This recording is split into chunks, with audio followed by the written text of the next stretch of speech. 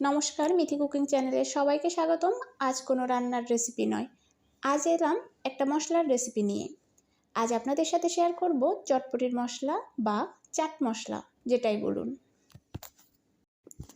সাধারণত চটপটি খাওয়ার সময় মশলাটা আমরা দোকান থেকেই কিনে আনি। আশা করি ভিডিওটি শেষ পর্যন্ত দেখলে দোকানের মতো মশলা আপনি বাড়িতেই তৈরি করে নিতে পারবেন। তো দেখে নিন কিভাবে আমি চটপটির মশলাটা তৈরি করলাম।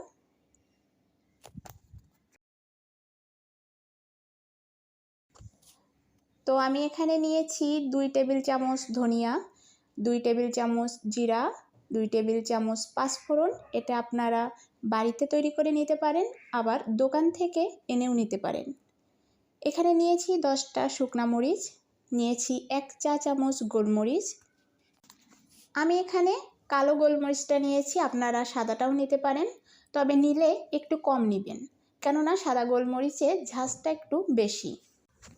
আর আমি এখানে 2 টেবিল চামচ বিট লবণ নিয়েছি। বিট লবণটা যখন মশলাটা গুঁড়া করব তখন মশলার সাথে দিয়ে গুঁড়া করব। আর নিয়েছি 1/4 চামচ রাঁধুনি।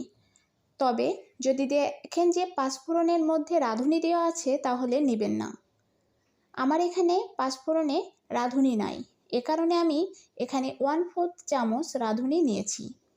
আর নিয়েছি 9-10টার মতো লবঙ্গ। এখন আমি মশলাগুলো শুকনো খোলায় টেলে নেব। আমি যে মশলাগুলো দেখালাম এগুলো কিন্তু বাসাতেই আমাদের থাকে, শুধুমাত্র প্রসেসিং করে নিলেই হবে। তো চলুন মশলাগুলো টেলে নিই। আমি প্রথমে শুকনা মরিচগুলো টেলে নেব। আর মশলা টালার সময় চুলার আঁচ একদম লোতে থাকবে। তো একদম লোতে রেখে আমি শুকনা মরিচগুলো টেলে নিব। টালতে গিয়ে যদি মশলা পুড়ে যায় কিংবা বেশি কালার হয়ে যায় তাহলে কিন্তু মশলাটা ভালো হবে না। সো এটা মাথায় রেখে মশলা টালতে হবে।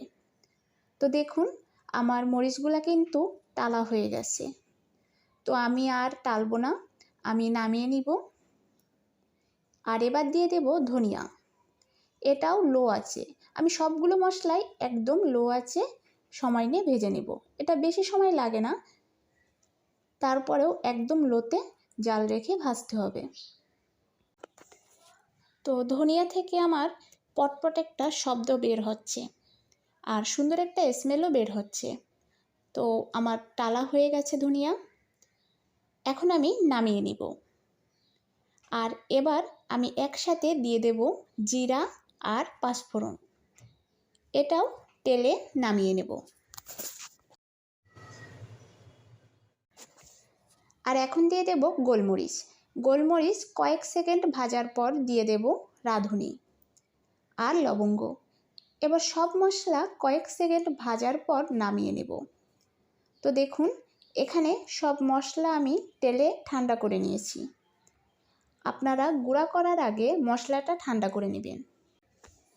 এখন আমি মশলাগুলো গুঁড়া করব। আর গুঁড়া করার সময় 2 টেবিল চামচ বিট লবণ দিয়ে গুঁড়া করে নেব। সব মশলা গুঁড়া করার পর বিট লবণ দিয়ে আবারও একটু গুঁড়া করে নিতে ভুলবেন না। তো আমি গুঁড়া করে নিয়েছি। আপনারা মিক্সার বা পাটায় যেভাবে হোক গুঁড়া করতে পারেন, সমস্যা নেই।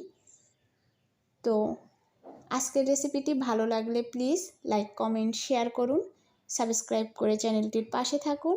আর হ্যাঁ, অবশ্যই পাশে থাকা বেল আইকনটি প্রেস করে রাখবেন, এতে করে আমি ভিডিও আপলোড করার সাথে সাথে আপনার কাছে পৌঁছে যাবে।